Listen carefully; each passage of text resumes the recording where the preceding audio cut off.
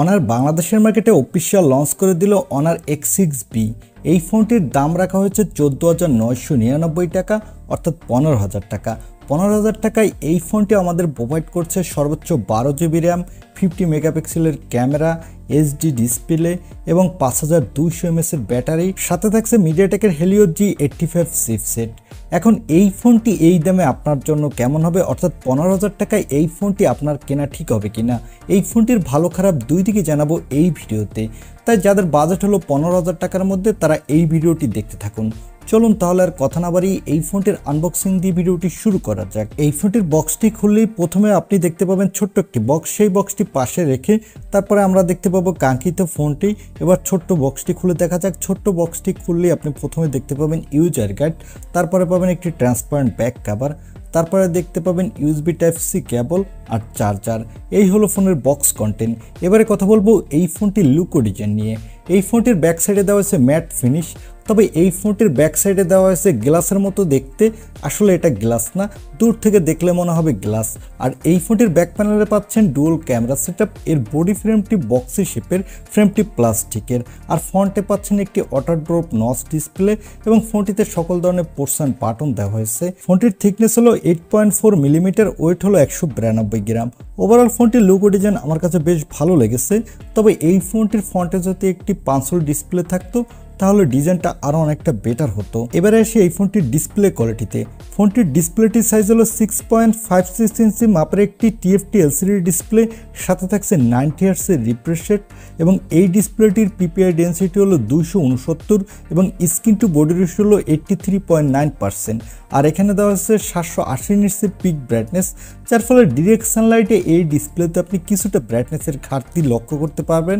এবং এখানে যেহেতু 90 Hz এর রিফ্রেশ রেট দেওয়া হয়েছে তাই গেমিংয়ের সময় আপনি মোটামুটি ভালোই স্মুথ পারফরমেন্স পাবেন। তবে ডিসপ্লেটি যদি ফুল এইচডি ডিসপ্লে হতো এবং ডিসপ্লের পিক ব্রাইটনেস যদি 1000 নিটস প্লাস হতো তাহলে ডিসপ্লে কোয়ালিটি এক কথায় দুর্দান্ত হতো বাজেট বিবেচনায়। এবারে আসি এই ফোনটির ক্যামেরা কোয়ালিটিতে। আগেই বলেছি এই ফোনটির ব্যাক সাইডে দেওয়া হচ্ছে ডুয়াল ক্যামেরা সেটআপ, যার প্রাইমারি লেন্সটি হলো 50 মেগাপিক্সেলের, এর অ্যাপারচার হলো f1.8, সাথে থাকছে 2 মেগাপিক্সেলের একটি ডেপথ সেন্সর। এই ফোনটির ব্যাক ক্যামেরা দিয়ে আপনি ফুল এইচডি ভিডিও রেকর্ড করতে পারবেন এবং এই বাজেট বিবেচনায় আপনি মোটামুটি ভালোই ফটোগ্রাফি তুলতে পারবেন। চলুন এবার এই ফোনটির কিছু ফটো স্যাম্পল দেখে আসি।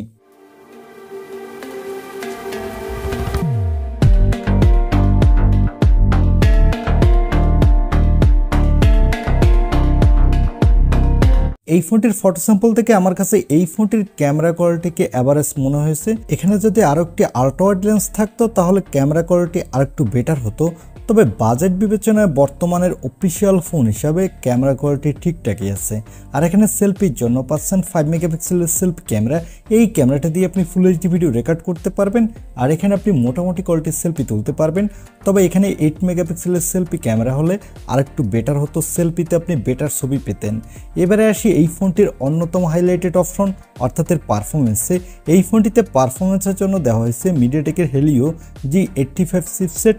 এই চিপসেটটি 12 ন্যানোমিটার আর্কিটেকচার বিল্ড এবং এই চিপসেটটির up to clock speed 2.0 gigahertz.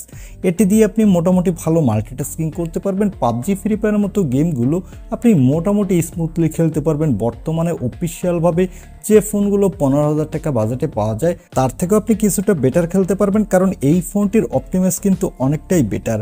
আর এই ফোনটিতে আউট অফ দ্য বক্স থাকছে অ্যান্ড্রয়েড 14, এর ব্যাকএন্ডে থাকছে ম্যাজিক OS 8। এই ফোনটির ইউআই একেবারে নিট অ্যান্ড ক্লিন ইউআই। এখানে অন্য ইউআই থেকেও আপনি বেটার পারফরমেন্স পাবেন। ফোনটির ইউআইতে আপনি বাটার স্মুথ পারফরমেন্স পাবেন আর এখানে আপডেটও আপনি ভালো পাবেন। এই ফোনটিতে সিকিউরিটির জন্য থাকছে সাইড মাউন্টেড ফিঙ্গারপ্রিন্ট সেন্সর এবং ব্যাটারির জন্য থাকছে 5200 mAh এর একটি ব্যাটারি, সাথে থাকছে 35 ওয়াটের একটি ফাস্ট চার্জার।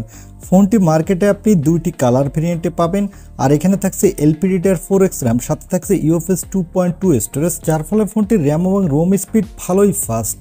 আর এই ফোনটি মার্কেটে শুধু একটি র্যাম রম ভেরিয়েন্টে লঞ্চ করা হয়েছে 128 জিবি। এখানে 6 জিবির সাথে আপনি আরও 6 জিবি ভার্চুয়াল র্যাম ইউজ করতে পারবেন, অর্থাৎ টোটাল 12 জিবি র্যাম ইউজ করতে পারবেন। আর আগেই বলেছি এই ফোনটির 128 জিবি ভেরিয়েন্টের দাম রাখা হচ্ছে 14,999 টাকা, অর্থাৎ 15,000 টাকা। এখন এই দামে এই ফোনটি আপনার কাছে কেমন লেগেছে তা কমেন্টে জানাতে পারেন। আমার কাছে এই ফোনটি এই দামে মোটামুটি ভালোই লেগেছে। তবে এই ডিসপ্লেটি যদি ফুল এইচডি ডিসপ্লে হতো তাহলে আরও একটু বেটার হতো, এবং সেলফি ক্যামেরা যদি 8 মেগাপিক্সেলের হতো তাহলে আরও কিছুটা বেটার হতো। এছাড়া বর্তমান বাজেটে অফিসিয়ালভাবে যে ফোনগুলো পাওয়া যায় সেই বিবেচনায় এই ফোনটি আপনি চাইলে নিতেই পারেন। এই ছিল আজকের ভিডিও। আই হোপ ভিডিওটি আপনার ভালো লেগেছে। আর ভিডিওটি ভালো লাগলে অবশ্যই একটি লাইক দিয়ে চ্যানেলটি সাবস্ক্রাইব করে আমাদের সাথে থাকুন। দেখা হবে নেক্সট ভিডিওতে। আজকের মতো আল্লাহ হাফেজ।